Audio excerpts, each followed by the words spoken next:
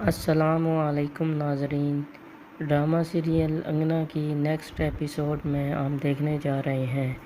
عائزہ عمار کے بارے میں بہت پریشان ہوتی ہے کہ عمار نے مجھے دھوکہ دیا۔ اگر عمار پہلے ہی شادی کر چکا تھا اور اس کی ایک بیٹی بھی تھی تو اس نے مجھ سے شادی کیوں کی؟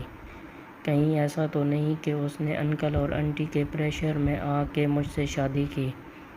یا پھر عمار کو گھر میں نوکرانی کی ضرورت تھی جو انکل اور انٹی کی خدمت کر سکے؟